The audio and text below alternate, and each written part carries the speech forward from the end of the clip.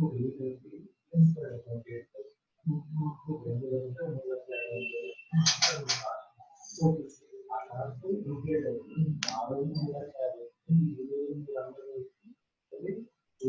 morning, everybody. This is K. Balakrishna. Presently, we'll discuss about one RTP which was issued on November 2018.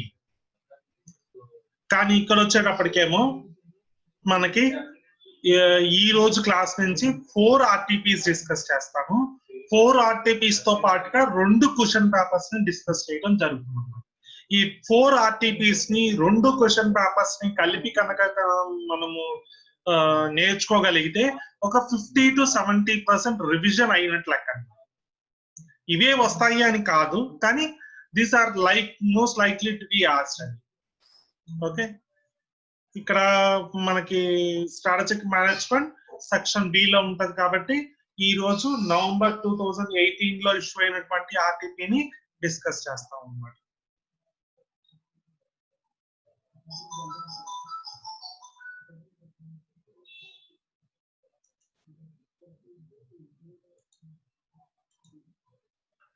First the strategic management అనే subject లో మనం discuss చేయబోయేటటువంటి first question లో total గా large number of sub questions ఉన్నాయి. ఒక్కొక్కటి చూద్దాం. First and the foremost is what is the role of corporate level managers. అసలు ఎన్ని లెవెల్స్ ఆఫ్ మేనేజర్స్ ఉంటారు? 3 లెవెల్స్ ఆఫ్ మేనేజర్స్ ఉంటారు. వాళ్ళు ఎవరు అని అంటే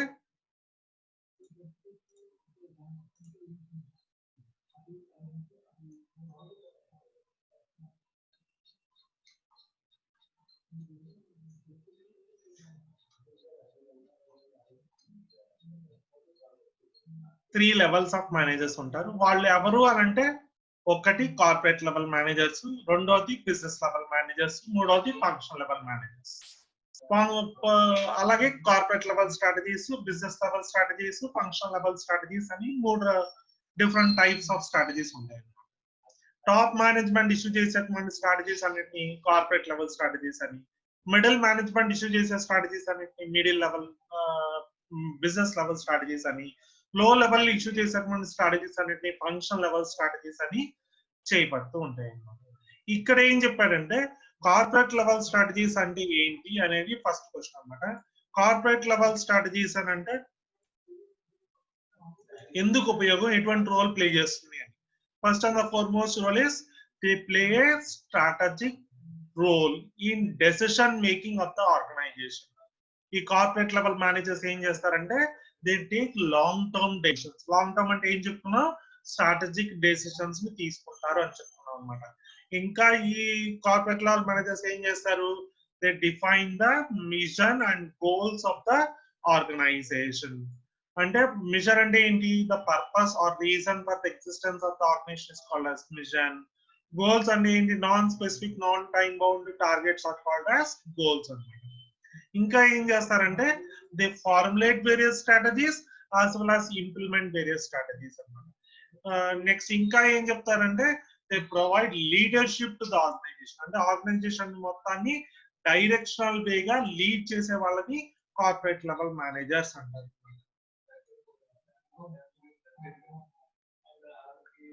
second the key success factors అంటే ఏంటి? కీ సక్సెస్ ఫ్యాక్టర్స్ అంటే ఏంటి అంటే it's also called as KSF అని అడిగారు. డిఫైన్ కీ సక్సెస్ ఫ్యాక్టర్స్ అన్నమాట.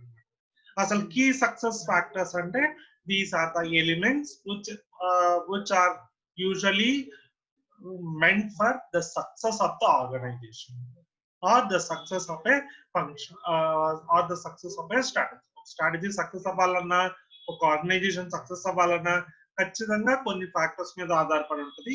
ఆ ఫ్యాక్టర్స్ కీ సక్సెస్ ఫ్యాక్టర్స్ అన్నమాట.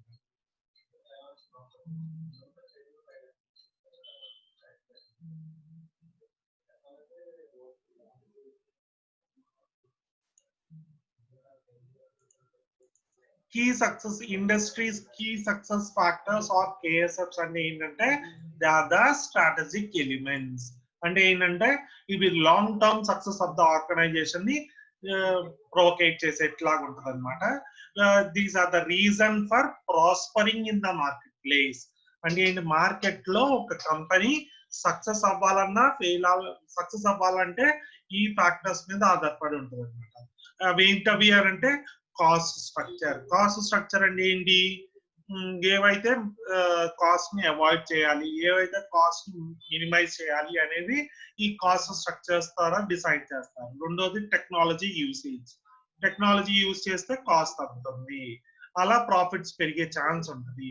నెక్స్ట్ డిస్ట్రిబ్యూషన్ సిస్టమ్ కనుక ఎఫెక్టివ్ గా ఉందంటే ఏం జరుగుతుంది, ప్రోడక్ట్ అవైలబుల్ గా ఉంటుంది అనమాట మార్కెట్ లో. ప్రోడక్ట్ మార్కెట్ లో అవైలబుల్ ఉందనుకోండి ఏం జరుగుతుంది, ఖచ్చితంగా ఆర్గనైజేషన్ సక్సెస్ అవుతుంది. ఈ కీ సక్సెస్ ఫ్యాక్టర్స్ ఏం చేస్తాయంటే they help the companies to support financially as well as competitively. Financial గా ఎదగడానికి ఉపయోగపడతాయి, కాంపిటేటివ్ గా ఎదగడానికి కూడా ఇవి చాలా ఉపయోగపడతాయి.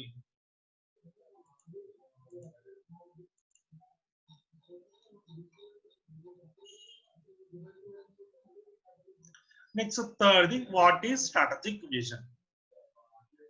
విజన్ అంటేనే లాంగ్ టర్మ్ కి సెట్ చేసుకున్న long term futuristic goal of the organization is called as vision అన్నమాట. ఈ విజన్ అంటేనే మనము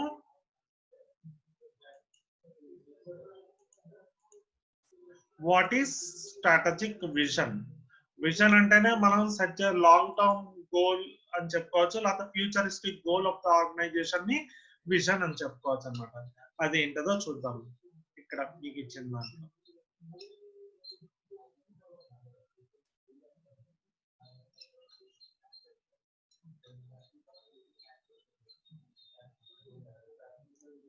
ఇప్పుడు first and the foremost is what is the essentials of vision statement. Essentials of vision statement అంటే ఏంటంటే, what is the vision statement అంటే ఏం చెప్తున్నాడు, it is the future goal to be achieved or futuristic, అంటే organization future లో ఎలా ఉండాలి, ఎలా ఫ్యూచర్ లో ఎలా ఉంటుంది అని చెప్పేదే vision statement. How the organization is going to be in the future point of time is called as vision statement అనమాట. ఇది ప్రతి ఎంటర్ప్రీనియర్ కి ఒక ఛాలెంజ్ లాగా ఉంటుంది అనమాట. ప్రతి ఎంటర్ప్రీనియర్ అంటే ఎవరు, entrepreneur is a person who starts the business are who has a innovative idea to start the business. అతను ఛాలెంజింగ్ తీసుకున్నటువంటి ఎలిమెంట్ నే విజన్ అంటాం అన్నమాట. రెండోది ఏంటంటే it is an intelligent entrepreneurship అన్నమాట. ఇంటెలిజెంట్ ఎంటర్ప్రీనియర్షిప్ అంటే ఏంటి, ఎవరైనా సరే చాలా ఇంటెలెక్చువల్ అనాలిసిస్ చేసిన తర్వాత మాత్రమే విజన్ స్టేట్మెంట్ ని ఫార్ములేట్ చేస్తారు. ఎందుకు, విజన్ స్టేట్మెంట్ రియలిస్టిక్ గా ఉండాలి, ఫీజబుల్ గా ఉండాలి అన్నమాట. Next it is well articulated. Well articulated అంటే అర్థం ఏంటి, it can be easily it is framed only after having a huge amount of skill and abilities. Next ఇంకోటి ఏంటంటే it gives the organization the direction to which the organization is headed. అంటే organisation ఎలా ఉండాలి, ఎలా ఉంటే బాగుంటుంది, అంటే future లో ఆర్గనైజేషన్ ఎలా ఉంటుంది అని చెప్పేది విజన్. అంటే ఏంటంటే here it can be called as how the organization is going to be in the future point of time.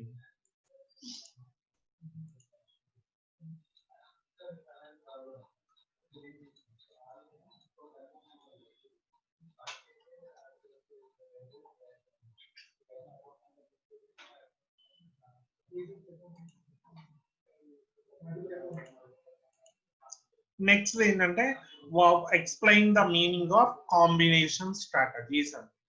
Combination strategies, corporate level strategies ఎన్ని టైప్స్ అండి, 4 టైప్స్ అన్నమాట. ఏంటవి కార్పొరేట్ లెవెల్ స్ట్రాటజీస్ 4 టైప్స్. ఏంటవి అంటే stability strategy, expansion strategy, retrenchment or turn around strategy and divestment, retrenchment or turn around strategy, last the combination strategy అన్నమాట. అసలు combination strategy అంటే ఏంటి అనేది ఇప్పుడు ఇష్టం అన్నమాట.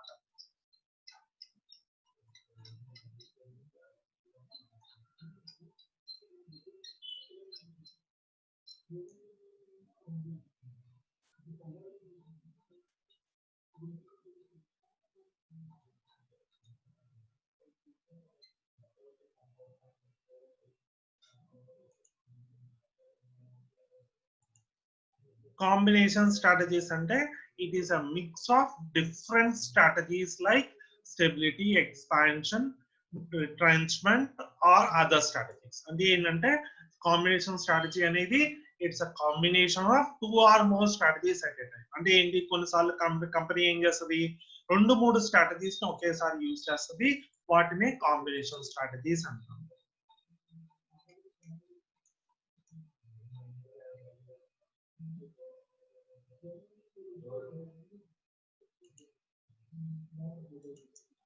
Next, explain the meaning of cost leadership strategy.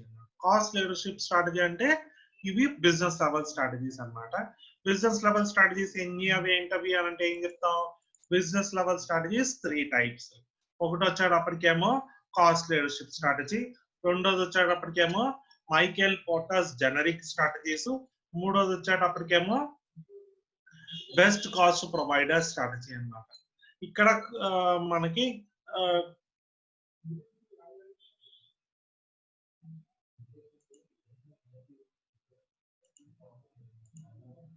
ఇక్కడ కాస్ట్ లీడర్షిప్ స్ట్రాటజీ అంటే ఏంటంటే ఇక్కడ మనకి ఇచ్చేది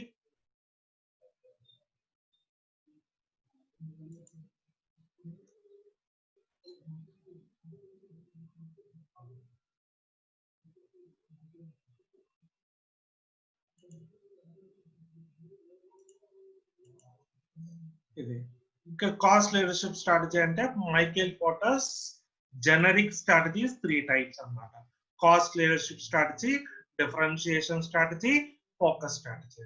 బిజినెస్ లెవెల్ స్ట్రాటజీస్ ఎన్ని టైప్స్, 3 టైప్స్ అన్నమాట. ఏమేమి, Michael Porter's generic strategies, next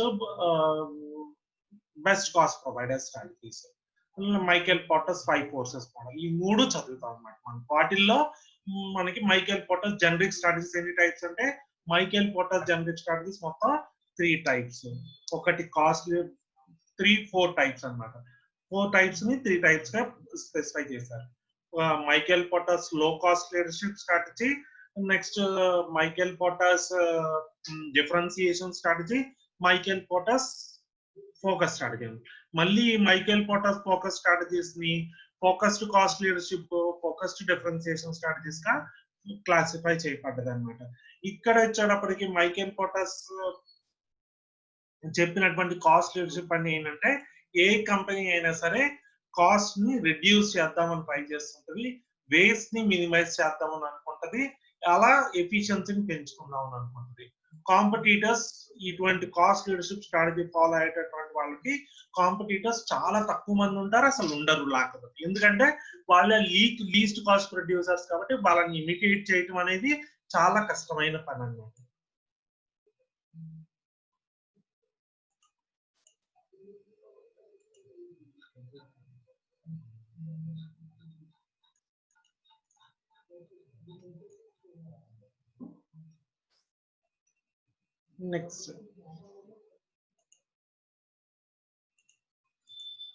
next the logistic strategy అంటే ఏంటి? లాజిస్టిక్స్ అన్న దాదాపుగా మీనింగ్ ఏంటంటే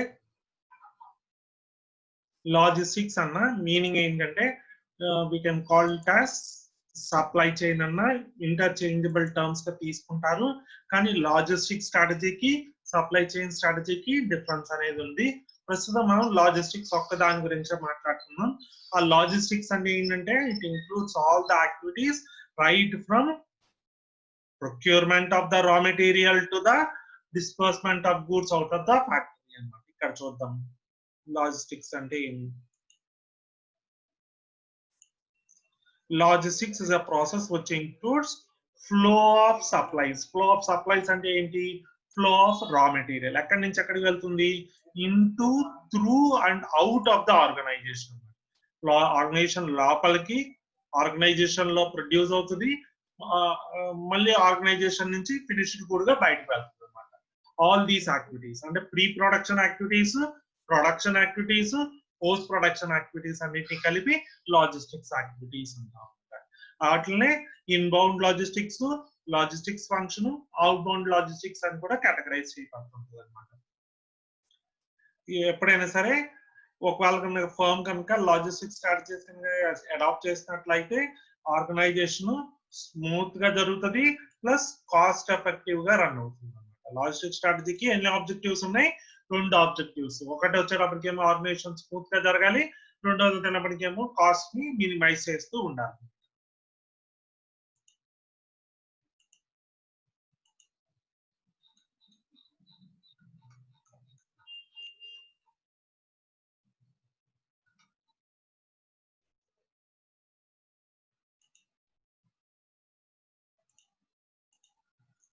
నెక్స్ట్ వాట్ ఈస్ SBU, అలాగే next the what is premise control. ఇవి రెండింటిని చూద్దాం అన్నమాట. SBU అంటే ఏంటంటే స్ట్రాటజిక్ బిజినెస్ యూనిట్ అంటాం. ఈ SBU కాన్సెప్ట్ వచ్చినప్పుడు మనం డిస్కస్ చేసుకోవాల్సింది ఏంటంటే మొత్తం మార్కెట్ మొత్తాన్ని నెంబర్ ఆఫ్ స్ట్రాటజిక్ ఈ బిజినెస్ యూనిట్స్ గా డివైడ్ చేస్తారు. ఆ ఒక్కొక్క యూనిట్ ఒక SBU అంటారు. ఎందుకు చేస్తారు అని అంటే ఖచ్చితంగా ఆ బిజినెస్ కన్వీనియన్స్ కోసము, లేదా బిజినెస్ సక్సెస్ కోసము యూజ్ చేసే business administration purpose, business monitoring purpose, business surveillance purpose లో వీటిని స్ట్రాటజిక్ బిజినెస్ యూనిట్స్ గా డివైడ్ చేస్తారు అనమాట. ఈ ప్రతి SBU కూడా ఐడెంటికల్ యునిక్ గా ఉంటుంది అనమాట. ఐడెంటికల్ గా ఉండదు, యునిక్ గా ఉంటుంది అనమాట. ప్రతి దానికి ఒక మిషన్ స్టేట్మెంట్ అని ఉంటుంది, ప్రతి దానికి ఆబ్జెక్టివ్స్ అనేవి ఉంటాయి, ప్లస్ ప్రతిది కూడా ఇండిపెండెంట్ ప్లానింగ్ అనేది దాంట్లో ఉంటుంది. ప్లస్ ఇంకోటి ఏంటంటే ప్రతి దానికి it has the authority to take the strategic decisions plan చేసిన దగ్గర నుంచి ఎగ్జిక్యూట్ చేసేంత వరకు కంప్లీట్ అథారిటీ వీళ్ళకి ఉంటుంది.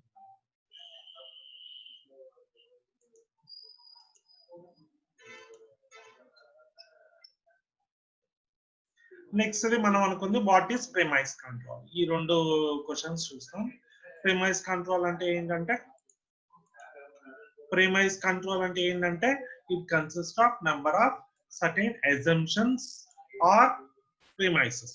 అంటే క్లియర్ గా చెప్పుకోవాలనుకుంటే ఎన్విరాన్మెంట్ అండ్ అనాలిసిస్ అనేది టర్బులెంట్ ఆర్గనైజేషన్ ఎన్విరాన్మెంట్. అంటే ఏంటంటే ఎన్విరాన్మెంట్ ఎప్పుడు స్టాగ్నెంట్ గా ఉండదు, ఖచ్చితంగా చేంజెస్ ఉంటాయి. ఆ చేంజెస్ ని కూడా మనం యాంటిసిపేట్ చేయలేము అనమాట. అలా టర్బులెంట్ ఆర్గనైజేషన్ ఎన్విరాన్మెంట్ కోసం ఎన్విరాన్మెంట్ ఉన్నప్పుడు ఈ ప్రిమైస్ కంట్రోల్ ఎక్కువగా ఉపయోగపడుతుంది అనమాట. It is systematic in nature. Systematic అని ఎందుకంటామంటే it includes a step by step process అన్నమాట.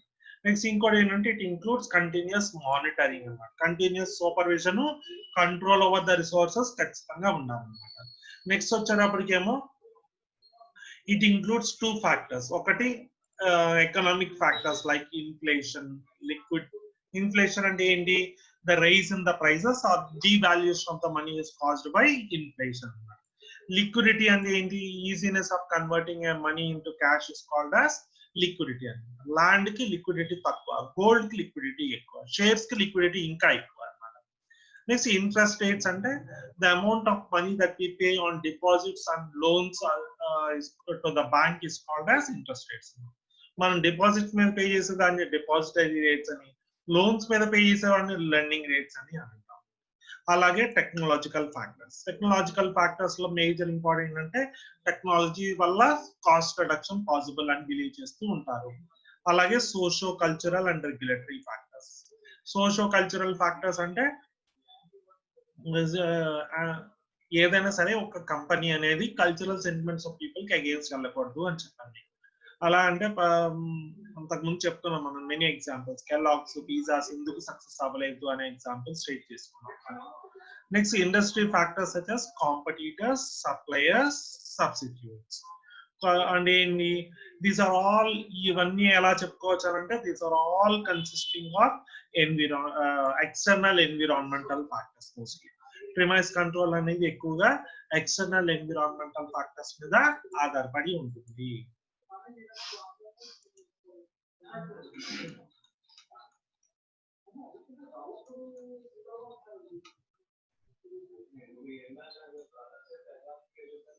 నెక్స్ట్ ది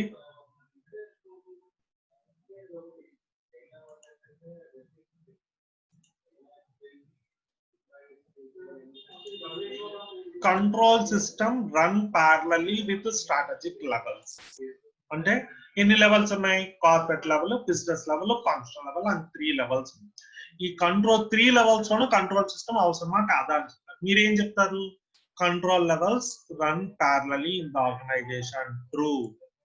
కంట్రోల్ సిస్టమ్స్ అనేవి ప్రతి లెవెల్లో కూడా ఖచ్చితంగా కావాలి. Next, competitive strategy is design to help the firms achieve the competitive advantage.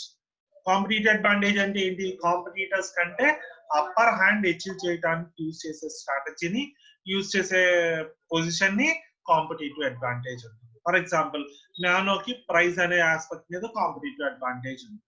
బిఎండబ్ల్యూకి high brand value అనే ఆస్పెక్ట్ మీద కాంపిటీటివ్ అడ్వాంటేజ్ ఉంది. ఇలా ప్రతి కంపెనీకి ఒక కాంపిటీటివ్ అడ్వాంటేజ్ ఉంటుంది.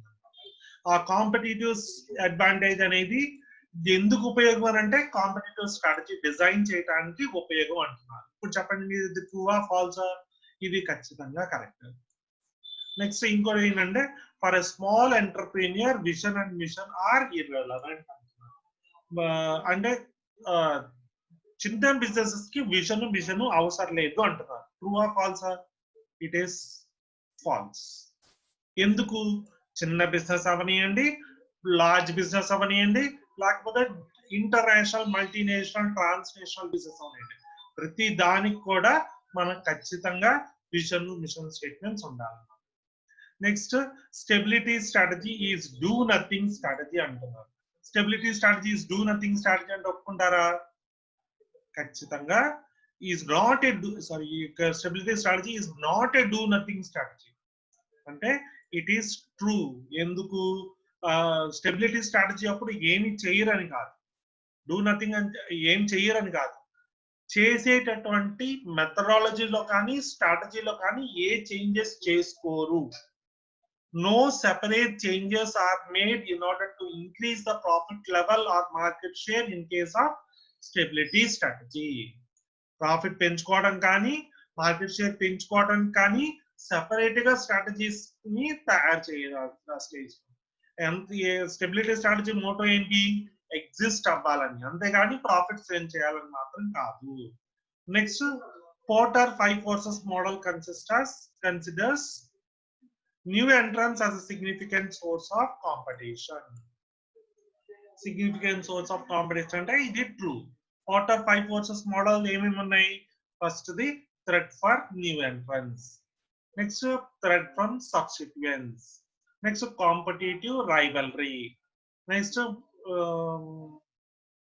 Bargaining power of suppliers, next bargaining power of buyers. ఈ 5 forces చెప్పేదే పోర్టర్స్ 5 forces మోడల్. దాంట్లో first they knew threat from new entrance. Threat from new entrance ఏమేమి ఉంటాయి అనుకున్నాం? క్యాపిటల్ రిక్వైర్మెంట్ ఉండొచ్చు, సబ్స్టిట్యూయెంట్స్ మీద థ్రెట్ ఉండొచ్చు, స్విచ్చింగ్ కాస్ట్ ఉండొచ్చు, లేకపోతే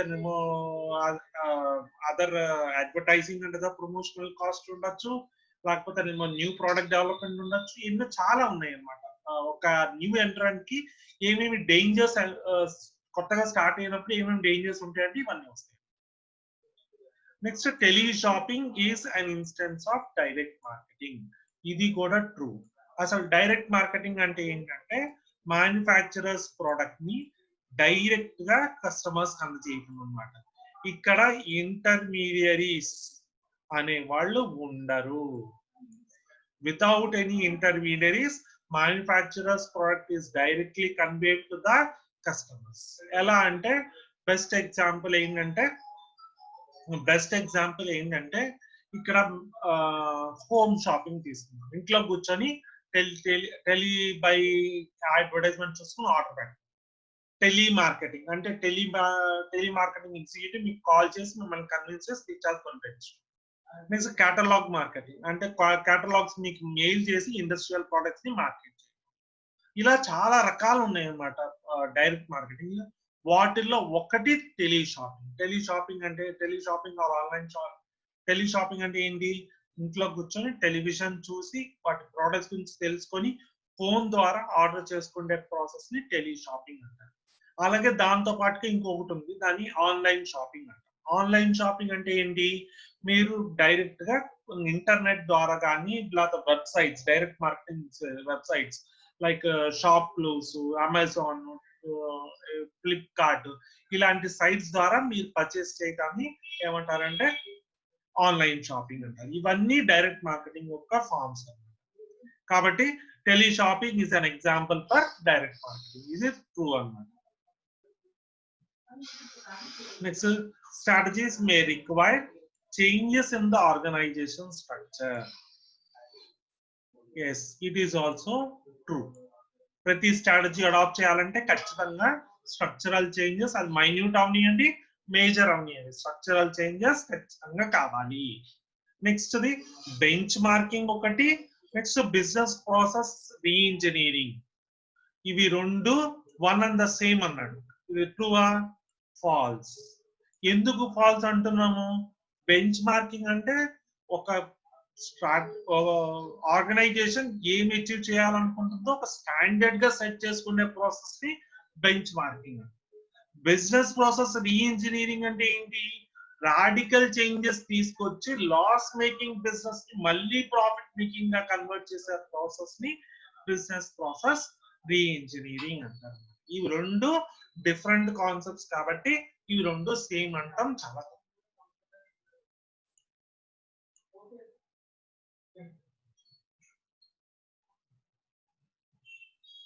next the right short notes on. ఒకటి స్ట్రాటజిక్ మేనేజ్మెంట్ గురించి అడిగాడు, రెండోది స్వాట్ అనాలిసిస్ గురించి అడిగాడు. ఇవి రెండో చూద్దాం.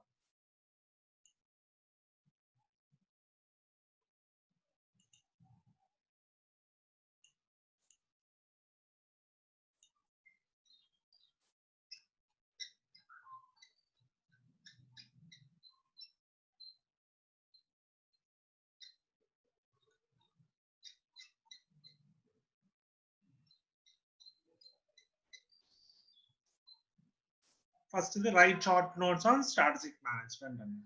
ఫస్ట్ అండ్ ద ఫార్మోస్ట్ ఏంటంటే స్ట్రాటజిక్ మేనేజ్మెంట్ రెండు ఆస్పెక్ట్స్ లో ఉంటుంది.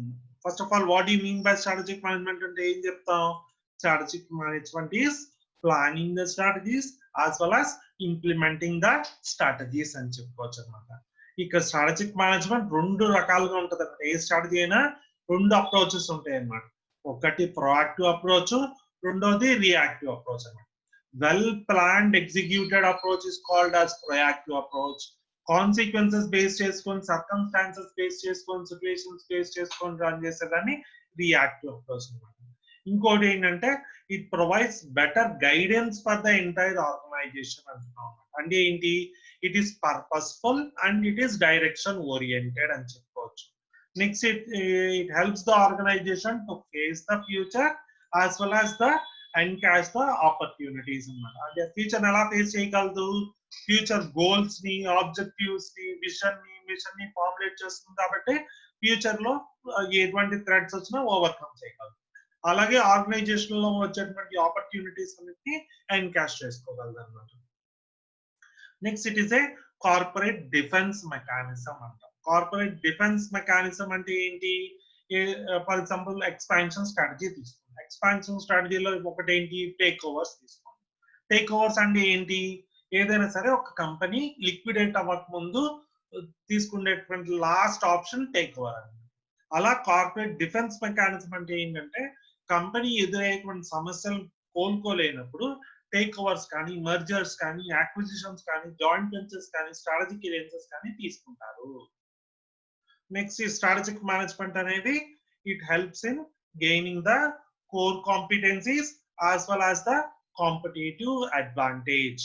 కోర్ కాంపిటెన్సీస్ అంటే ఏంటి? Unique unimitable strength of the company is called as core competency. Competitive advantage అంటే ఏంటి? కాంపిటీషన్ ని ఫేస్ చేయడానికి ఇచ్చేటువంటి అవకాశాన్ని కాంపిటేటివ్ అడ్వాంటేజ్ అంటారు. రెండింటి మధ్య డిఫరెన్స్ ఏంటంటే కాంపిటేటివ్ అడ్వాంటేజ్ ఇమిటేట్ చేయొచ్చు, కానీ కోర్ కాంపిటెన్సీస్ ఇమిటేట్ చేయలేము. రెండో క్వశ్చన్ ఏం అడిగాడంటే what do you mean by స్వాట్ అనాలిసిస్ అన్నాడు. స్వాట్ అనాలిసిస్ అంటే ఏంటి? ఇక్కడ స్వాట్ అనాలిసిస్ లో మనకి 4 కాన్సెప్ట్స్ ఉంటాయి. ఒకటి వచ్చేటప్పటికేమో strength, weaknesses, opportunities, threats. Strengths అంటే ఏంటి? They are the inherent capabilities. అంటే ఏంటంటే they are acquired or natural capacities or capabilities or skills or abilities of a company. Weaknesses అంటే ఏంటి? They are the inherent limitations. అంటే ఏంటంటే వాటిని overcome చేయాల్సి వస్తుంది కంపెనీ. ఆపర్చునిటీస్ అంటే ఏంటి? They are the favourable conditions for the company. ఇప్పుడు ఫర్ ఎగ్జాంపుల్ డిమానిటైజేషన్ టైంలో ఆన్లైన్ బ్యాంకింగ్, హోమ్ షాపింగ్, ఇవన్నీ ఇప్పుడు ఉన్నటువంటి కోవిడ్ టైమ్స్ లో ఆన్లైన్ షాపింగ్ అనేది మేజర్ ఇంపార్టెంట్ బూస్ట్ వచ్చింది. మనకు అది థ్రెట్ అవ్వచ్చు, కానీ అది బయ్యర్స్ కి ఒక ఆపర్చునిటీ కింద క్రియేట్ చేసుకో, సెల్లర్స్ కి అది ఒక ఆపర్చునిటీ కింద క్రియేట్ చేసుకోవచ్చు. థ్రెట్ అంటే ఏంటి? It is the most unfavourable situation for the company.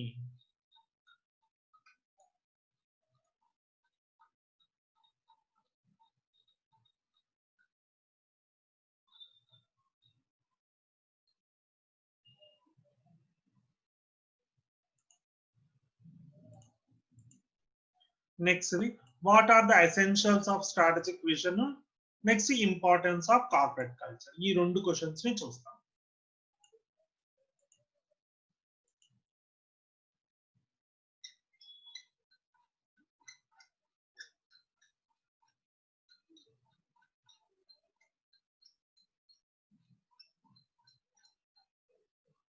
What are the essentials of strategic vision?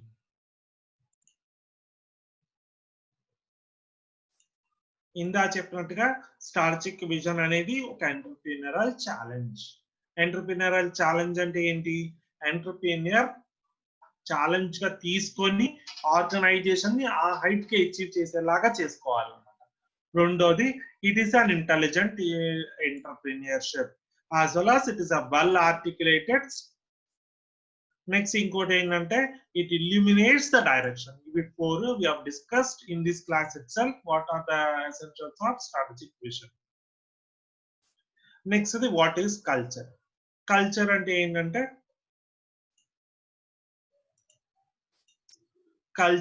ఏంటంటే it is the set of beliefs, customs, traditions etcetera followed by business enterprise for its success. ఎప్పుడైనా సరే కొన్ని organisation ఏం చేస్తాయంటే product innovation ని ఒక culture కింద తీసుకుంటాయి.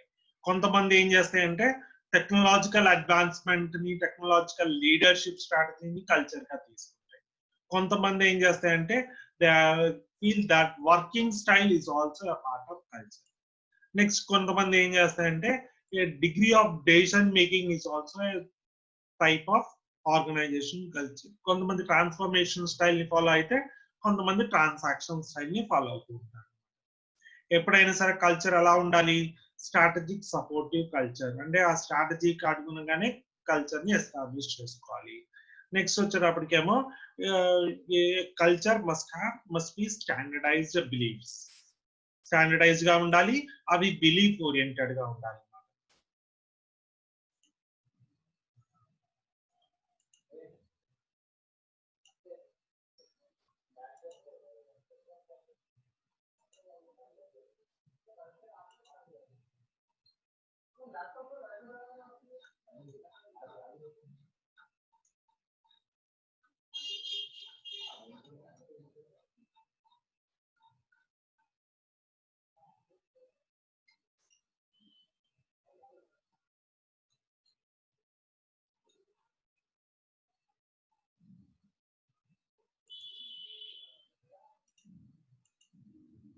డిఫరెన్సెస్ బిట్వీన్ ద కాన్సెప్ట్స్ అని అడిగాడు.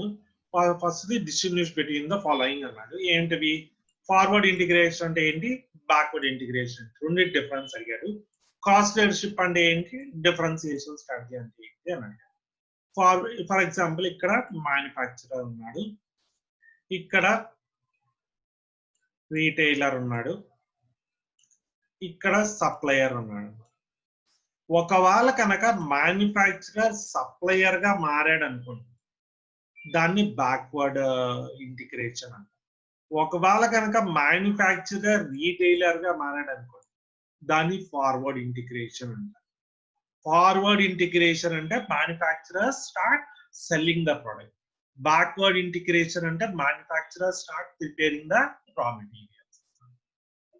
Okay. Next, cost leadership strategy and differentiation strategy. Cost leadership strategy అంటే ఏంటంటే ఇట్ ఈస్ ఆఫ్ మేజర్ గా అనుకునేది ఏంటంటే లో కాస్ట్ లీడర్షిప్ స్ట్రాటజీ. అంటే ఏంటంటే అన్నిటికంటే లీస్ట్ కాస్ట్ గా ప్రొడ్యూస్ చేయడం. నానో తీసుకుందాం, it is a least cost producer and it has attained the cost leadership strategy. రెండోది డిఫరెన్సియేషన్ స్ట్రాటజీ. డిఫరెన్సియేషన్ స్ట్రాటజీ అంటే ఒక మ్యానుఫ్యాక్చరర్ తయారు చేసినటువంటి ప్రోడక్ట్ అనేది వాళ్ళ కాంపిటీటర్స్ గా డిఫరెన్షియేట్ ఉంటుంది. మనం ఎగ్జాంపుల్ చెప్పుకున్నాం, బజాజ్ కి హీరో హోండాకి డిఫరెన్సియేషన్ ఏముంటది? బజాజ్ అనేది లో కాస్ట్, హీరో హోండా అనేది డ్యూరబిలిటీ ఎక్కువ, స్పేర్ పార్ట్ అవైలబిలిటీ ఎక్కువ, నెక్స్ట్ స్పేర్ పార్ట్ డ్యూరబిలిటీ ఎక్కువ, రీసేల్ వాల్యూ ఎక్కువ. మేజర్ గా resale value is a differential factor between Bajaj and hero Honda అని చెప్పుకోవచ్చు. అలా డిఫరెన్సియేషన్ స్ట్రాటజీకి కాస్ట్ లీడర్షిప్ స్ట్రాటజీకి డిఫరెన్సెస్ చూసుకోవచ్చు. Next operational control and management control, next logistics management and supply chain management. ఈ రెండింటి యొక్క డిఫరెన్సెస్ చూస్తాం.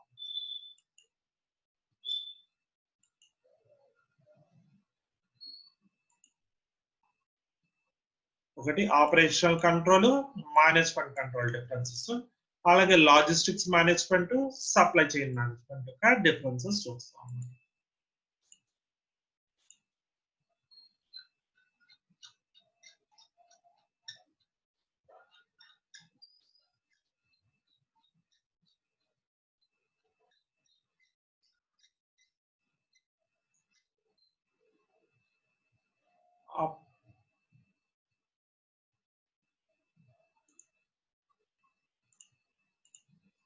Difference between operational control and management. Operational control అంటే ఏంటి?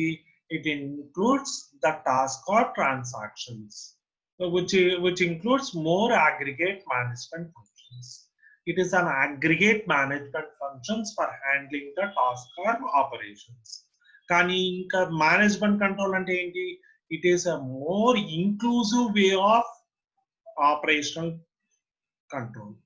Operational management control is more inclusive way when compared to the operational control. Management control కూడా it is an aggregate control. కాకపోతే ఏంటంటే ఈ aggregate control లో more inclusive way కనుక జరిగినట్లయితే దాన్ని operational control అంటారు. రెండోది సప్లై చైన్ మేనేజ్మెంట్ కి లాజిస్టిక్స్ మేనేజ్మెంట్ కి తేడా. Supply chain management, logistics management ఎక్కడి నుంచి స్టార్ట్ అవుతాయి? Procurement function. ప్రొక్యూర్మెంట్ ఫంక్షన్ అంటే ఏంటి? రా మెటీరియల్ ని సప్లయర్స్ దగ్గర నుంచి తెచ్చుకునే ప్రాసెస్ ని ప్రొక్యూర్మెంట్ ఫంక్షన్ అంటాం. ప్రొక్యూర్మెంట్ అయిపోయిన తర్వాత transportation function, warehousing function, storage function, production function, distribution function, next order processing function, next customer service function. ఇవన్నీ ఏంటంటే these are all the activities which are included both in the logistics as well as supply chain management. కానీ logistics కి supply chain management కి differences ఉన్నాయి. Logistics management అనేది it is termed as one of the part of supply chain management function. Supply chain management function లో logistics management function అనేది ఒక small portion అన్నమాట. Logistic management function అనేది past లో అనుకునేవాళ్ళు, దాన్నే రీటెర్మినాలైజ్ చేసి ఇప్పుడు సప్లై చైన్ మేనేజ్మెంట్ అనే బ్రాడ్ ఫంక్షన్ కి వచ్చింది.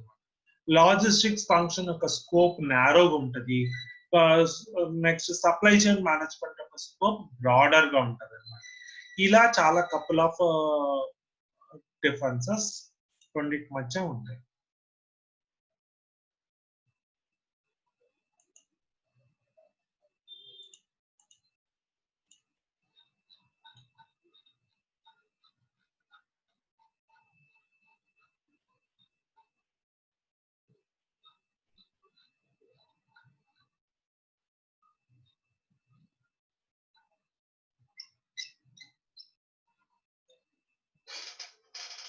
ఫస్ట్ ఇప్పుడు కేస్ డిస్కస్ చేద్దాము. ప్రతి దాంట్లో ప్రతి చాప్టర్ లోను రెండు రెండు క్వశ్చన్స్ ఉంటాయి. ఇక్కడ మనకు మొత్తం ఎన్ని చాప్టర్స్ ఉన్నాయి? 8 చాప్టర్స్ ఉన్నాయి. 8 to 16 క్వశ్చన్స్ ఉంటాయి. ఎంఈ ఫుడ్స్ అనేది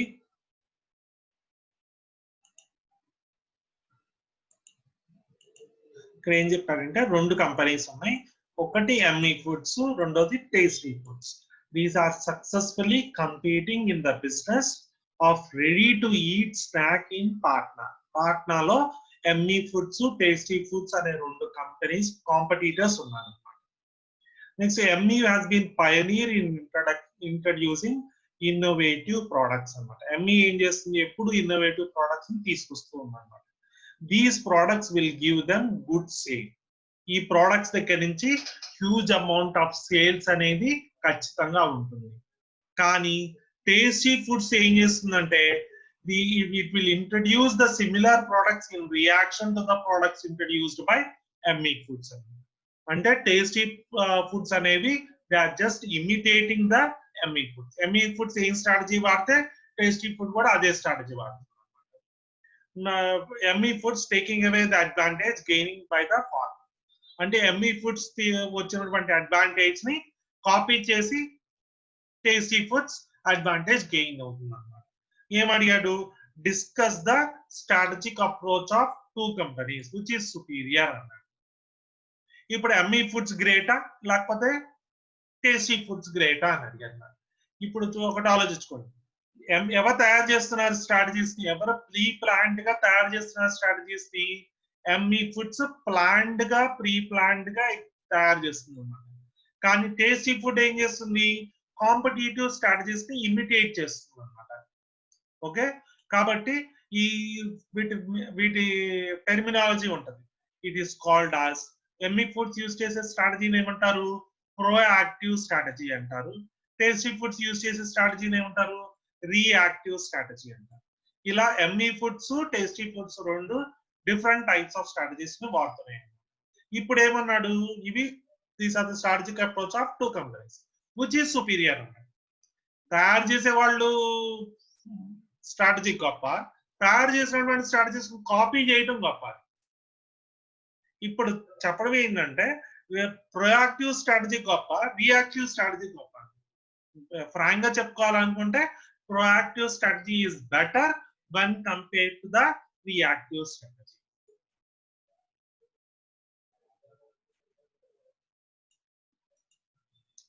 Next, discuss the strategic approach of what are the benefits secured by following a strategic approach to managing. And strategic approach follow అవటం వల్ల కంపెనీకి ఎటువంటి బెనిఫిట్స్ ఉంటాయి అని చూద్దాం. 5th క్వశ్చన్ చూస్తున్నాం.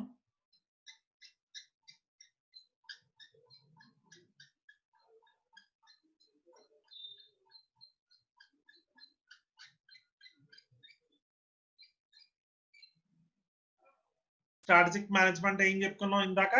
It is both A proactive as well as reactive approach అని చెప్పుకున్నాం.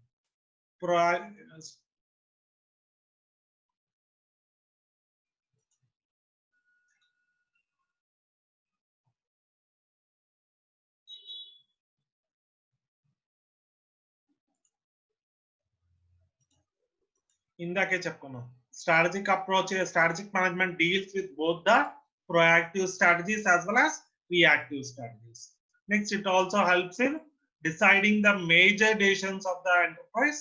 Next, ఇంకోటి ఏం చెప్తుంది?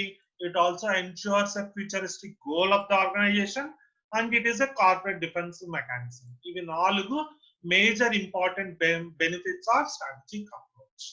ఇప్పుడే డిస్కస్ చేసుకున్నాం, ఈ క్లాస్ లోనే డిస్కస్ చేసుకున్నాం.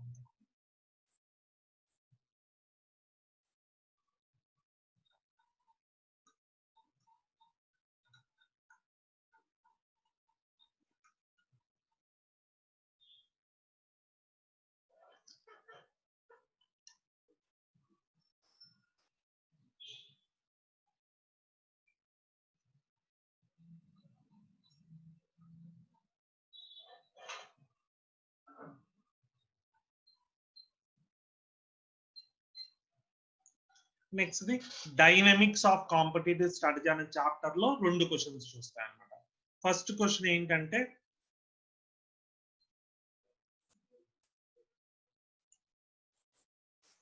ఒకటి వాల్యూ ఫర్ మనీ అనే కంపెనీ ఉందంట.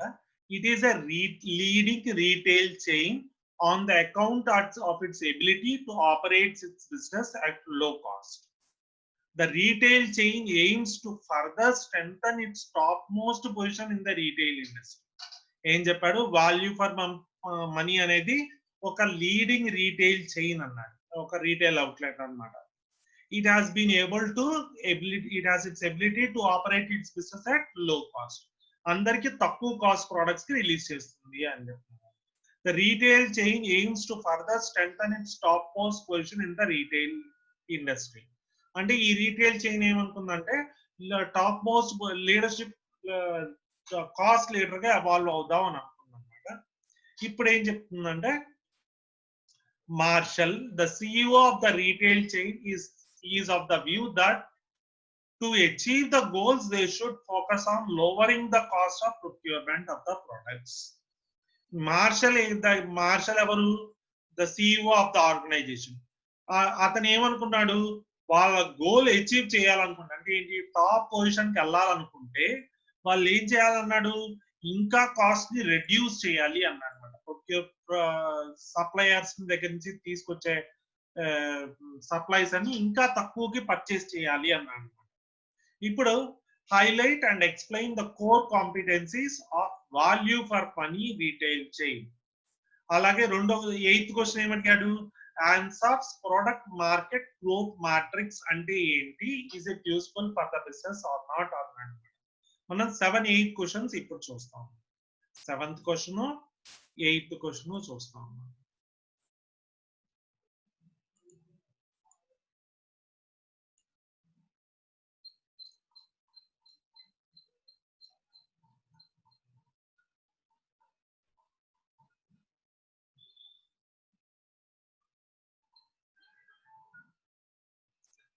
కోర్ కాంపిటెన్సీ అంటే ఏంటి, వస్తుంది వాల్యూ ఫర్ మనీ కేసు.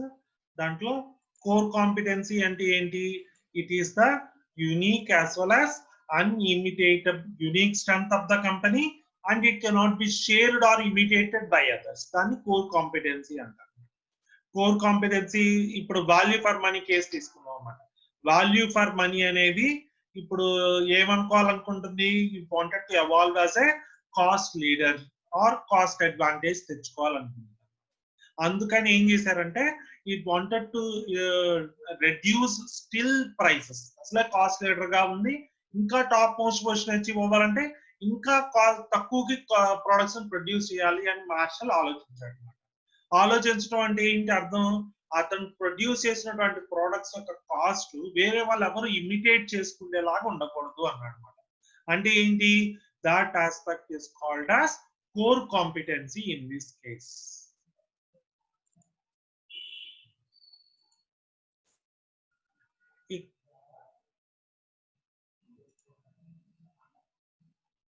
ఇక రెండో క్వశ్చన్ ఏంటంటే ANSOF's product market growth matrix అంటే ఏంటి, దాంట్లో ఏమేమి ఉంటాయి అన్నమాట.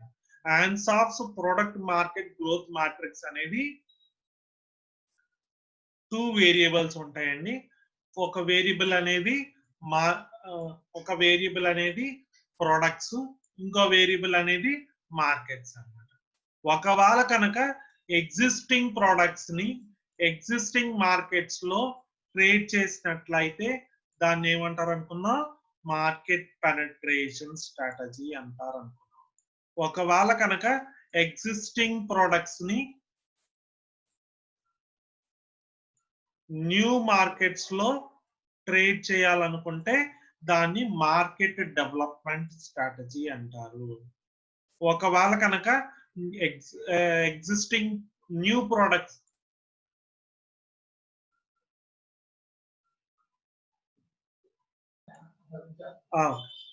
ఒకవేళ కనుక న్యూ ప్రొడక్ట్స్ ని ఎగ్జిస్టింగ్ మార్కెట్స్ లో కనుక ట్రేడ్ చేసినట్లయితే దాన్ని ఏమంటారంటే ప్రోడక్ట్ డెవలప్మెంట్ స్ట్రాటజీ అంటారు. అలాగే న్యూ ప్రోడక్ట్స్ ని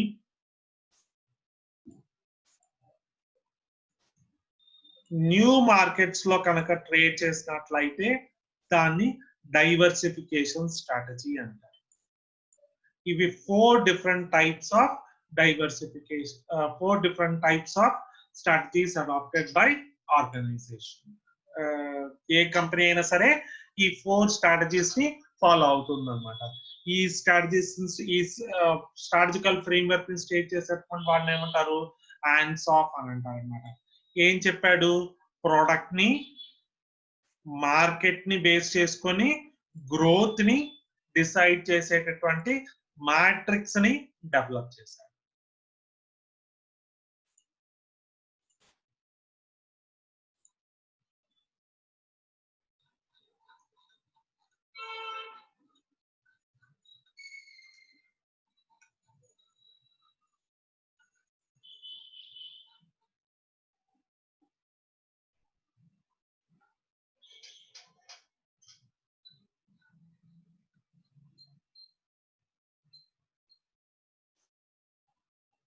నెక్స్ట్ 9th క్వశ్చన్, చాప్టర్ 3 లో ఉన్నటువంటి 9th క్వశ్చన్ ఏంటి?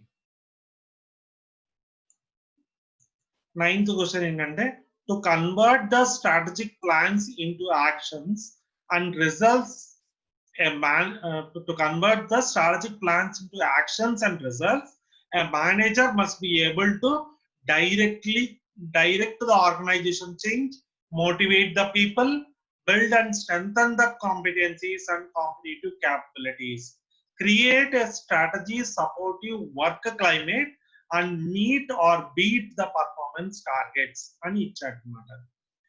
అది 9th క్వశ్చన్. 10th క్వశ్చన్ ఏం చెప్పాడు, objectives and goals stated their meaning and sense of direction to the organization endeavors. First 10th question చూద్దాము. 10th క్వశ్చన్ లో objectives అనేవి స్పెసిఫిక్, టైం బౌండ్, కానీ గోల్స్ అనేవి non specific, non time bound. అది difference. Similarity ఏంటంటే objectives అన్నా goals అన్నా targets ని అచీవ్ చేసేలాగా ఉండాలి. నెక్స్ట్ వచ్చేటప్పటికి ఇప్పుడు 9th క్వశ్చన్ ఆన్సర్ మనం చూద్దాం.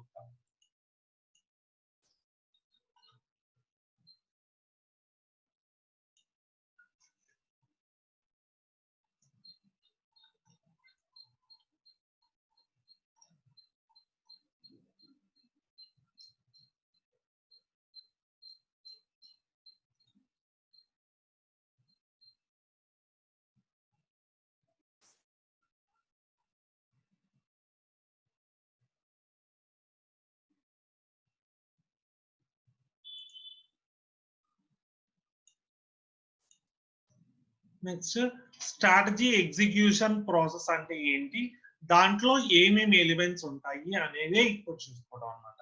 ఫస్ట్ అండ్ ద ఫార్మోస్ట్ ఏంటంటే, ఎప్పుడైనా సరే బడ్జెట్స్ అనేవి డిటర్మైన్ చేయాలి. ప్రతి స్ట్రాటజీ ఎగ్జిక్యూషన్ కి certain amount of money incur అవుతూ మనీ రిక్వైర్డ్ అన్నమాట.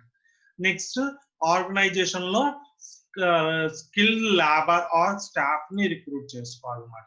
నెక్స్ట్ ఇంకొకటి ఏం చెప్తున్నారంటే, ఎప్పుడైనా సరే పాలసీస్, ప్రొసీజర్స్ అనేవి ఎలా ఉండాలి, ఎఫెక్టివ్ గా ఉండాలి. నెక్స్ట్ ఇంకోటి ఏంటంటే, కోర్ బిజినెస్ యాక్టివిటీస్ మీద ఫోకస్ ఎక్కువ ఉండాలి, అవి కంటిన్యూస్ గా ఇంప్రూవ్ అయ్యేలాగా చూసుకోవాలన్నమాట. నెక్స్ట్ ఇంకోటి ఏంటంటే, ఎప్పటికప్పుడు వాళ్ళ స్టాఫ్ ని రివార్డ్స్ కానీ, రికగ్నిషన్ కానీ, అప్లాడ్ ద్వారా కానీ వాళ్ళని మోటివేట్ చేస్తూ ఉండాలన్నమాట. నెక్స్ట్ ఇంకోటి ఏంటంటే, వర్క్ క్లైమేట్ అనేది సూటబుల్ గా ఉండాలన్నమాట. నెక్స్ట్ ఇంకోటి ఏంటంటే, ఇంటర్నల్ లీడర్షిప్ స్ట్రాటజికల్ గా తీసుకోవాలి, ప్లస్ వాటి వల్ల ఏమి అబ్స్టకల్స్ అనేవి క్రియేట్ అవ్వకూడదు ఆర్గనైజేషన్ లో, అంటే స్టంబ్లింగ్ బ్లాక్స్ అనేవి క్రియేట్ అవ్వకూడదు అని చెప్తున్నాను.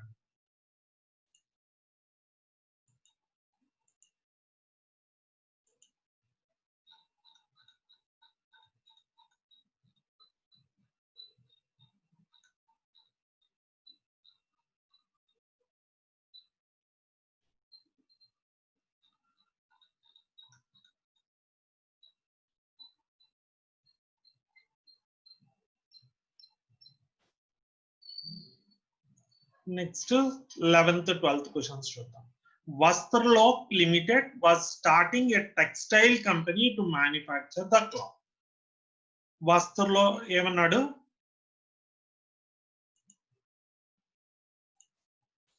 వస్త్రలోక్ లిమిటెడ్ అనేవాడు ఏం చేశాడు? ఒక టెక్స్టైల్ కంపెనీని స్టార్ట్ చేశాడు. ఎందుకు? క్లాత్ ని మ్యానుఫ్యాక్చర్ చేసేందుకు.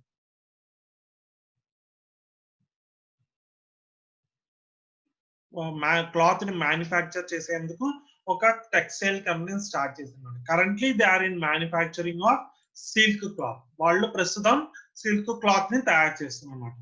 But the top manager wanted to expand the business. ఏమన్నాడు? ఎక్స్పాండ్ చేద్దాం అనుకున్నాడు బిజినెస్ ని. In the cloth industry to expand they decided to purchase more machines to manufacture cloth and cloth. అప్పటి వరకు ఏ క్లాత్ వాడు తయారు చేసేవాడు? సిల్క్ క్లాత్ తయారు చేసేవాడు. కానీ ఇప్పటి నుంచి ఏం చేస్తున్నాడు? కాటన్ క్లాత్ తయారు చేయడం స్టార్ట్ చేశాడు అనమాట. ఇప్పుడు identify and explain the strategies adopted by top management of Vastralok limited. Vastralok limited ఏ ఎక్స్పాన్షన్ స్ట్రాటజీస్ వాడాలి అన్నారు. ఫస్ట్ అసలు ఎక్స్పాన్షన్ స్ట్రాటజీ అంటే ఏంటి? ఏదైనా సరే ఒక కంపెనీ ప్రాఫిట్స్ లో ఉన్నప్పుడు యూజ్ చేసే స్ట్రాటజీని ఎక్స్పాన్షన్ స్ట్రాటజీ అంటారు. ఈ ఎక్స్పాన్షన్ స్ట్రాటజీ అనేది మెనీ టైప్స్ గా ఉండొచ్చు అన్నమాట. వాటిల్లో ఒకటి expansion through intensification, expansion through diversification,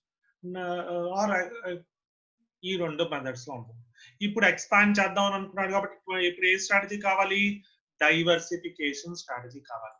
diversification strategy అంటే ఎటువంటి డైవర్సిఫికేషన్ స్ట్రాటజీ ఉండాలి? మళ్ళీ 4 రకాల డైవర్సిఫికేషన్ స్ట్రాటజీ ఉన్నాయి. ఒకటి concentric strategy, conglomerate strategy, horizontal diversification strategy and vertical diversification strategy. ఈ 4 ఏదో ఒకటి వాడాలి. Related diversification or concentric diversification ఇప్పుడు యూజ్ చేసే స్ట్రాటజీ. ఎందుకంటే రిలేటెడ్ ఆర్ కాన్సంట్రిక్ స్ట్రాటజీ ఎందుకు యూజ్ చేస్తారంటే బికాస్ అంతకు ముందు వరకు ఏ క్లాత్ ప్రొవైడ్ చేసేవాడు? Silk cloth. ఇప్పుడు cotton cloth. Both are related to each other. కాబట్టి ఏం చేశాడు? వాళ్ళ మార్కెట్స్ తెలుసు. సిల్క్ క్లాత్ అనేవాడే కాటన్ క్లాత్ కొంటారు. మార్కెట్స్ తెలుసు. సప్లయర్స్ కొంతవరకు అవగాహన ఉంది. అంటే ఏంటంటే బోత్ ఆర్ రిలేటెడ్ బిజినెస్. అటువంటి టైప్ ఆఫ్ బిజినెస్ ఏమంటారు? Concentric merger or concentric merger అంటారు. Concentric diversification or concentric diversification అంటారు. నెక్స్ట్ ఏమన్నాడు? What is divestment strategy when is it adapted? Divestment అంటే మొత్తం కార్పొరేట్ లెవెల్ స్ట్రాటజీస్ ఎన్ని? 4. Stability strategy, expansion strategy, retrenchment or turn around strategy, నాలుగోది combination strategy. ఇవి 4.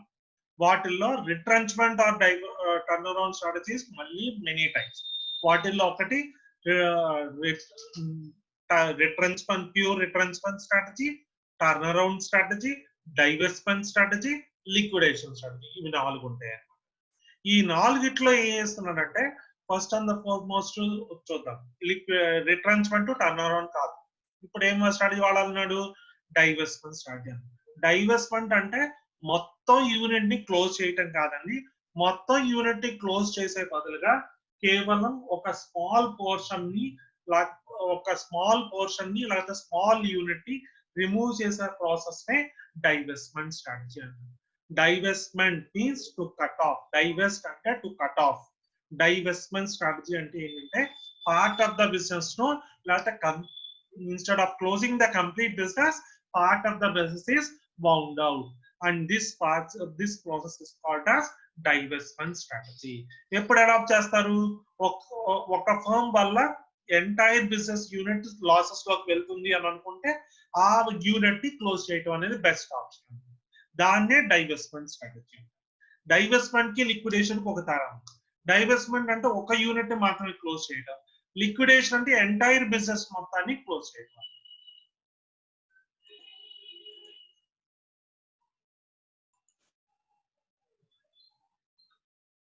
Next 13th question.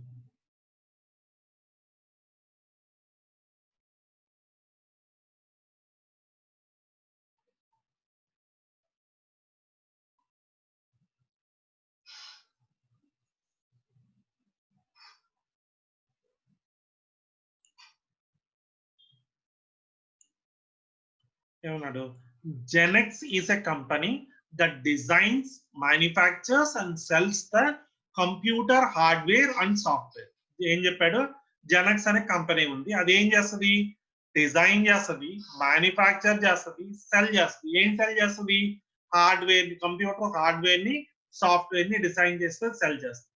Genex is well known for it's innovative products. Innovative products తయారు చేయడంలో అది సిద్ధాస్తుంది అనమాట. It has helped the company to have the advantage over the competitors. అంటే ఇలా innovative product తయారు చేయడం అనేది దాని యొక్క కాంపిటేటివ్ అడ్వాంటేజ్ తీసుకోవచ్చు అనమాట. It also spends on research and development, R&D మీద స్పెండ్ చేస్తూ ఉందన్నమాట. Next concern with innovative softwares. Next దీనికి it has unique features of their product and they are not available with those of competitors. ఇవి unique గా ఉన్నాయి, అంటే ఏంటంటే మిగతా వాటి కంపేర్ చేస్తున్న కాంపిటీటర్స్ పోల్చుకుంటే ఇవి యునిక్ గా ఉన్నాయి, ఇమిటేట్ చేసేలాగా లేవన్నమాట. నెక్స్ట్ ఏంటంటే Genex using the strategy is consistent gaining it's position in the industry over it's competitors. ఇలా ఇన్నోవేటివ్ ప్రొడక్ట్స్ ని, హార్డ్వేర్స్ ని, సాఫ్ట్వేర్స్ ని డెవలప్ చేయడం వల్ల మార్కెట్ లో ఒక ప్లేస్ అనేది ఆక్యుపై చేస్తున్నారు. Identify the porters generic strategy which Genex has adopted to gain the competitive advantage. Michael Porter generic strategies లో ఏ స్ట్రాటజీ వాడారు అని అడుగుతున్నాను. ఫస్ట్ అసలు మైకేల్ పోర్టర్స్ ఎన్ని స్ట్రాటజీస్ వాడాడు అని చూద్దాం. మైకేల్ పోర్టర్ జెనరిక్ స్ట్రాటజీస్ మొత్తం 3. ఒకటి Michael porters cost leadership strategy, రెండోది మైకేల్ పోర్టర్స్ డిఫరెన్సియేషన్ స్ట్రాటజీ, మూడోది Michael porters best cost provider strategy. ఈ 3 focus strategy, Michael porters cost leadership, differentiation, focus strategy. ఈ 3ని వాడాను మీరు. ఇప్పుడు ఆ 3లో ఏది అన్నాం. ఫస్ట్ తీసుకున్నాం కాస్ట్ లీడర్షిప్ స్ట్రాటజీ వాడాడు, ఇక్కడ ప్రైస్ గురించి చెప్పాడా, చెప్పలేదు, కాబట్టి కాస్ట్ లీడర్షిప్ స్ట్రాటజీ కాదు. రెండోది డిఫరెన్సియేషన్ స్ట్రాటజీ. ఇది డిఫరెన్షియేట్ చేశాడా కాంపిటీటర్స్ తో పోల్చుకుంటే, yes they have differentiated their product from the competitors. ఎలా డిఫరెన్షియేట్ చేశాడు, ఇన్నోవేటివ్ ప్రొడక్ట్స్ తయారు చేస్తున్నాడు అని చెప్పుకోవచ్చు, కాబట్టి they have differentiated from the competitors. కాబట్టి ఏ స్ట్రాటజీ వాడారు అనుకోవచ్చు, మైకేల్ పోర్టర్స్ డిఫరెన్సియేషన్ స్ట్రాటజీ వాడాడు. Next Michael Porter's 5 forces model అంటే ఏంటి, దాని గురించి ఎలా డీల్ చేస్తారు అని అడిగారు. మైకేల్ పోర్టర్స్ మొత్తం ఎన్ని ఫోర్సెస్ ఉంటాయి, 5 ఫోర్సెస్ ఉంటాయి. ఒకటి కాంపిటేటివ్ రైవల్రీ, రెండోది bargaining power of suppliers, bargaining power of buyers, threat from new entrants and threat from substituents. ఈ 5 ఆస్పెక్ట్స్ ఉన్నాయి. First bargaining power of buyers అంటే negotiating power of buyers, bargaining power of suppliers అంటే negotiating power of suppliers, competitive rivalry అంటే competitors ఎక్కువ మంది ఉండటం వల్ల ఖచ్చితంగా ఎనిమిటీ ఉంటుంది, కౌంటర్ వెల్లింగ్ స్ట్రాటజీస్ ఉంటాయి, డియాక్టివ్ స్ట్రాటజీస్ ఉంటాయి. ఇక లాస్ట్ ఇంకా నెక్స్ట్ ఏంటంటే థ్రెట్ ఫ్రమ్ సబ్స్టిట్యూయెంట్స్. మార్కెట్ లో ఎవరైనా సబ్స్టిట్యూట్ ప్రొడక్ట్స్ ఉంటే అందరి మిగతా అన్ని ఫోర్సెస్ మీద ఆధారపడి ఉంటుంది. Next competitive rival, threat from new entrance అంటే కొత్తగా ఎంటర్ అయ్యే వాటి ఏం థ్రెట్స్ ఉంటాయి, క్యాపిటల్ కావాల్సి వస్తుంది, టెక్నాలజీ కావాల్సి వస్తుంది, స్విచ్చింగ్ కాస్ట్ మీద కంట్రోల్ ఉండాల్సి వస్తుంది, కాంపిటీషన్ ఫేస్ చేసేలాగా ఉండాలి, ఇన్నోవేటివ్ ప్రొడక్ట్స్ తయారు చేయాలి, డిఫరెన్సియేషన్ అచీవ్ చేయాలి. ఇవన్నీ ఏంటంటే these are threat for new entrants. ఈ 5 ఫోర్సెస్ ని కలిపి ఏమంటారంటే మైకేల్ పోర్టర్స్ 5 ఫోర్సెస్ మోడల్ అంటారు.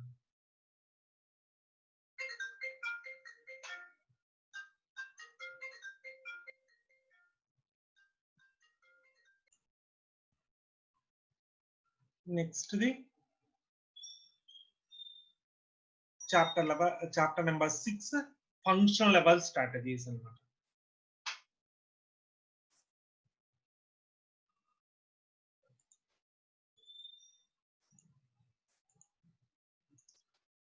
ఇక్కడ ఫంక్షనల్ లెవెల్ స్ట్రాటజీ కేసు ఇచ్చాడు. Rohit Bhargava is the managing director of smooth and simple limited. This company has established in 2011 లో ఎస్టాబ్లిష్ అయింది with 35 employees. Grew very fast to become an organization with 335 employees in the year 2016. 2016 కల్లా ఎంతమంది employees ఉన్నారు, 335 members ఉన్నారు. With the increase in the size increase అయింది కదా, ముందు 35 తర్వాత 335. With the increase in the size, Rohit started facing difficulty in managing things. Increase size increase అయ్యగలదు, Rohit కి problems రావడం స్టార్ట్ అయింది అన్నమాట. Next many a times he find that the personnel at the functional level are not in a sync with the strategies at the top. అంటే ఏంటి, corporate level strategies కి business level strategies కి ఎటువంటి connectivity, inter connectivity లేదు అని అనుకున్నాడు. he felt that formulations corporate level formulate, top level formulate చేస్తారు, middle level execute చేస్తారు, వీళ్ళిద్దరి మధ్య కాన్ఫ్లిక్ట్ వస్తుంది అని అనుకున్నాడు. he felt that strategies need to be segregated into viable plans and policies that are compatible with each other and communicated down the line. ఇప్పుడు ఏమడిగాడు, why does అంటే ఏంటంటే, ఇప్పుడు ప్లాన్స్ పాలసీస్ కాంపిటేటివ్ గా ఉండాలంటే ఏం చేయాలి, కమ్యూనికేషన్ బాగుండాలంటే టాప్ లైన్ కి మిడిల్ లైన్ కి ఏం చేయాలి అని అడిగాడు. Why Rohit need to segregate the strategies into functional plans. Top level plans, functional level plans మధ్య లింక్ ఎలా రోహిత్ మెయింటైన్ చేస్తాడు అన్నాడు. What are the object, next question, ఇది ఒక question. Next question, what are the objectives that must be kept in mind while designing a pricing strategy of a new product. ఒక pricing strategy determine చేయాలంటే ఏమేమి వాడాలి అనుకున్నాను. 15th to 16th questions చూస్తాం ఇప్పుడు.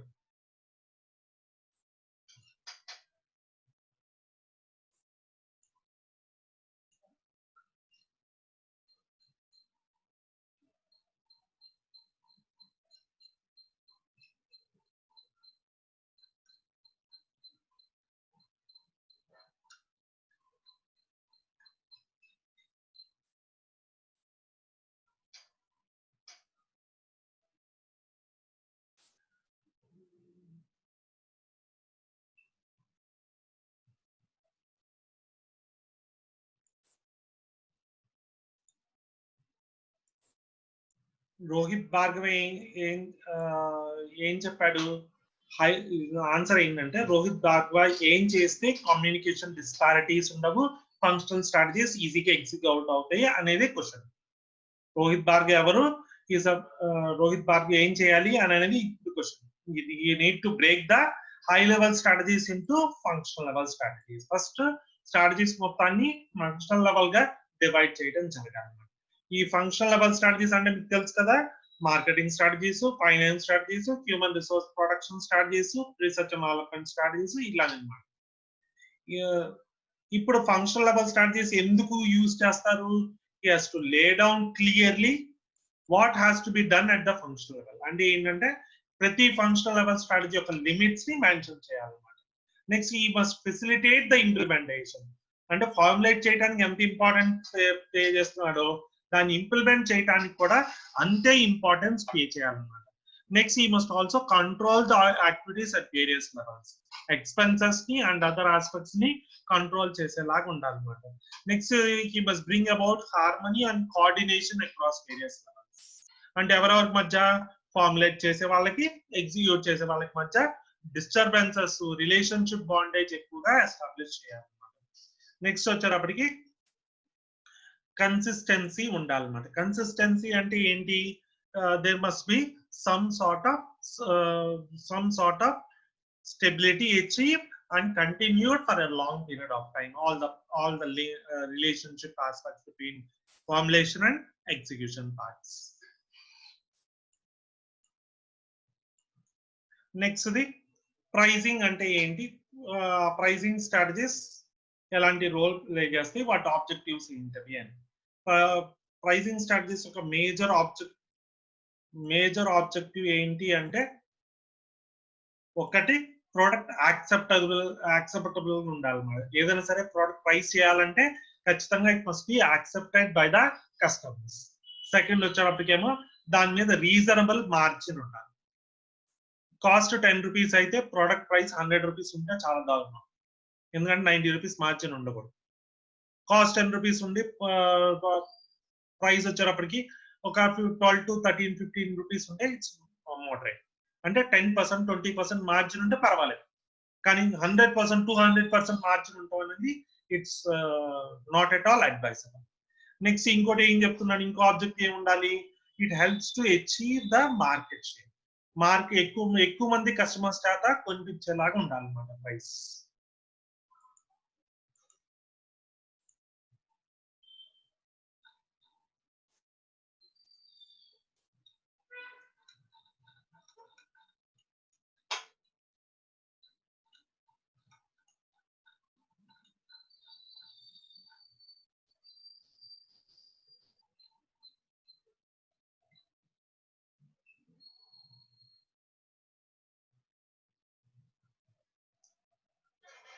Next, chapter 7, organization and strategic leadership.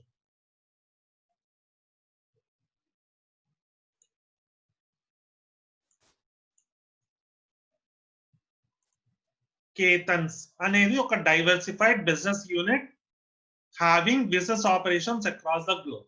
అంటే Ketans అనేది ఒక global company అని చెప్పుకోవచ్చు. The company leadership have changed from Mr. D. Bandyopadhyaya handed over his pedals to his son Aditya Bandyopadhyaya due to his poor health. Bandopadhyay ఏం చేశారంటే అతని యొక్క కొడుక్కి పగ్గాలు అప్పచెప్పేశారు. అతని పేరేంటి, Aditya Bandopadhyay. Now Aditya is highly educated with engineering degree from IIT Delhi. Aditya అనేవాడు ఏంటి, is highly educated person and he has a degree from IIT Delhi. However, being very young, he is not clear about his roles and responsibilities.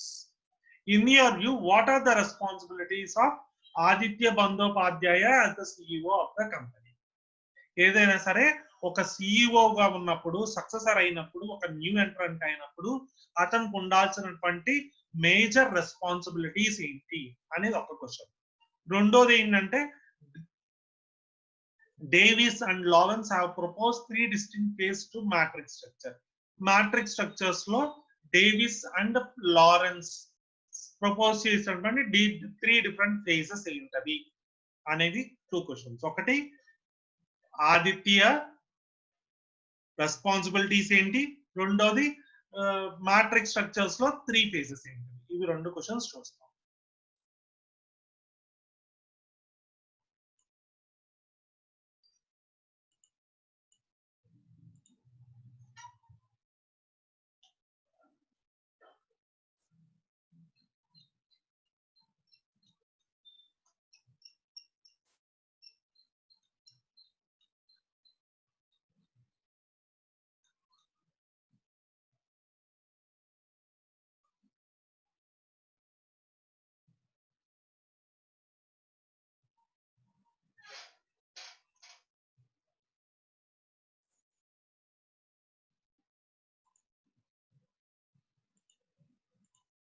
Aditya Bandopadhyay ఏం చెయ్యాలి అని అడిగాడు అన్నమాట.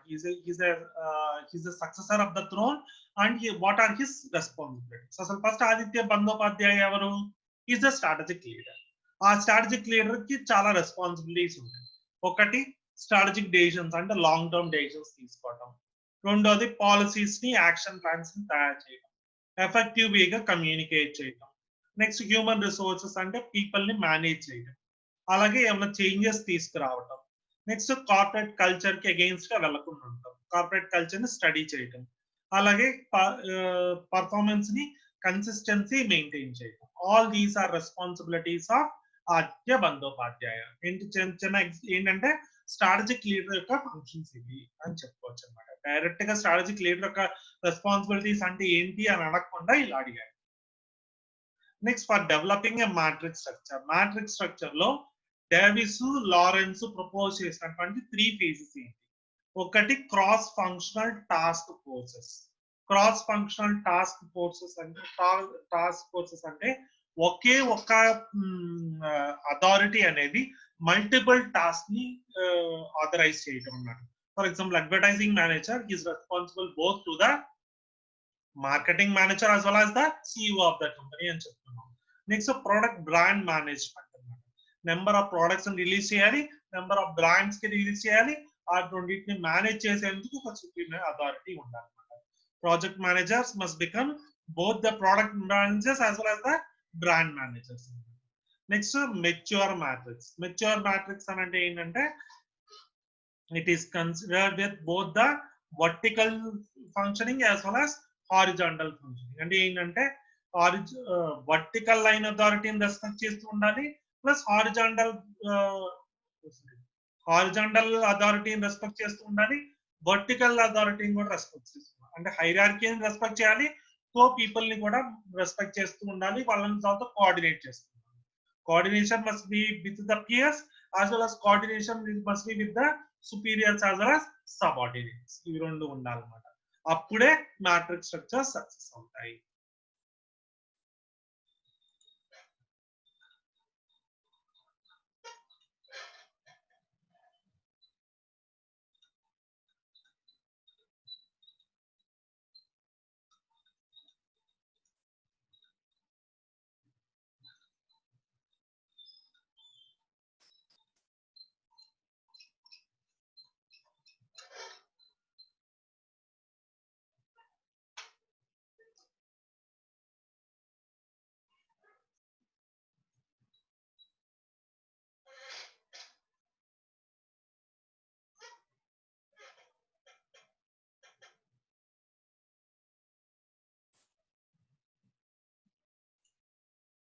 Swift Limited and Quick Limited are two companies that are in the business of light industrial machines. ఇవి రెండు light industrial machines తయారీలో ఉన్నాయన్నమాట. Swift is a market leader. Swift is the market leader. The sales of Quick has been falling. Swift అనేది market leader, quick యొక్క sales అనేది తగ్గిపోతూ ఉందన్నమాట. In the year 2017-18, the market share of two companies was 40% and 5%. ఇక దీనిది 40, దీనిది 5. ఎప్పుడు 2017-18. During the last 5 years, the market share of quick reduction from during the last 5 years, the market share of Quick reduced from 3rd to 6th position. ఇంకా losses లో ఉంది అసలే company, ఇంకా position 3rd position దగ్గర నుంచి 5th position పడిపోయింది. As an immediate corrective measure, top management of Quick decided to emulate successful standards of Swift Limited and set them as their own yardsticks.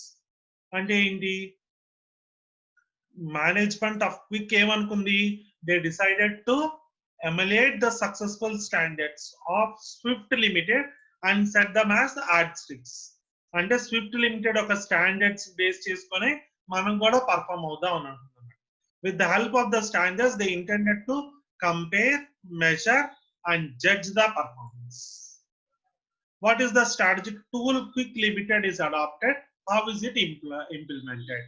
అంటే ఏ tool ని use చేస్తుంది అంటే, Swift అనేది బాగా పర్ఫామ్ అయ్యే కంపెనీ, క్విక్ అనేది లీస్ట్ గా పర్ఫామ్ అయ్యే కంపెనీ. 2017-18 లో దాని యొక్క మార్కెట్ షేర్ 40, క్విక్ యొక్క మార్కెట్ షేర్ 5. ఇప్పుడు క్విక్ ఏం చేసింది, కొంతకాలం అయిన తర్వాత మరి ఇంకా మార్కెట్ షేర్ పడిపోవడం జరిగింది. అప్పుడు క్విక్ అనే కంపెనీ ఏం చేసిందంటే, it has decided to take the standards of Swift limited. Swift limited set చేసుకున్న స్టాండర్డ్స్ ని తీసుకుందాం అని అనుకున్నాం, దాన్ని బేస్ చేసుకుని దాన్ని పర్ఫామ్ చేద్దాం అని అనుకున్నాం. ఇప్పుడు ఏ స్ట్రాటజీ వాడుతున్నారు? నెక్స్ట్, వాట్ ఈస్ ద రెండో క్వశ్చన్ ఏంటి, what is the strategic audit? Explain the criteria for strategic audit given by Richard Romans. Richard Roman యొక్క క్రైటీరియా ఏంటి? ఇవి రెండు క్వశ్చన్స్ చూద్దాం.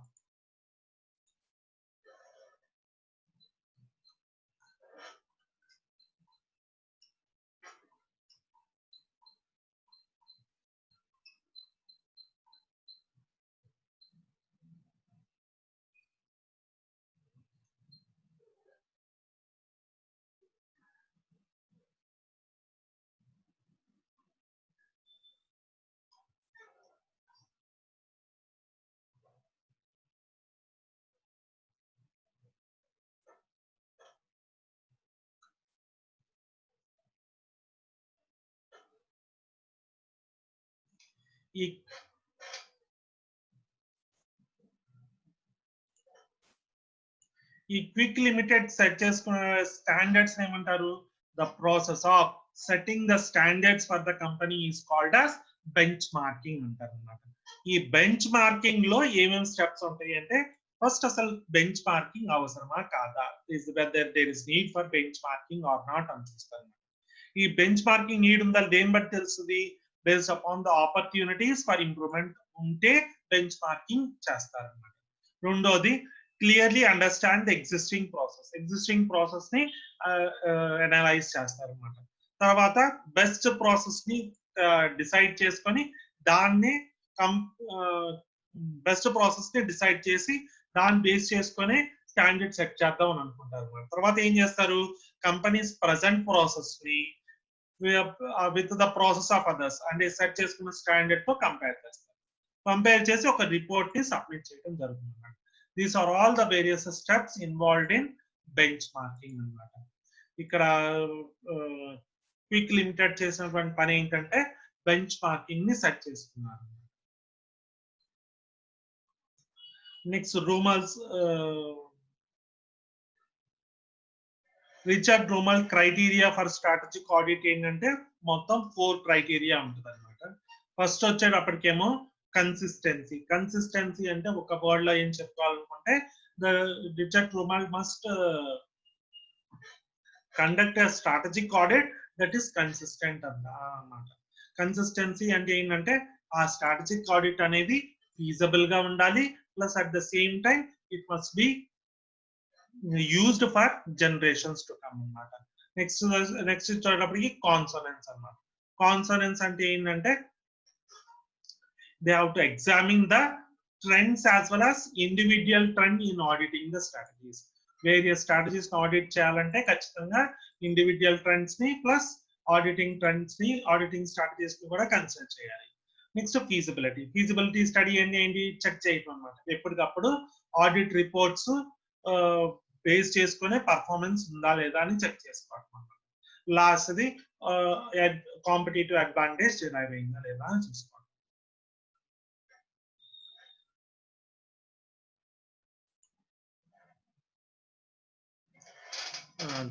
Thank you very much. This is the entire explanation regarding one of the RTP. Next RTPs will be discussed in the next classes. Thank you.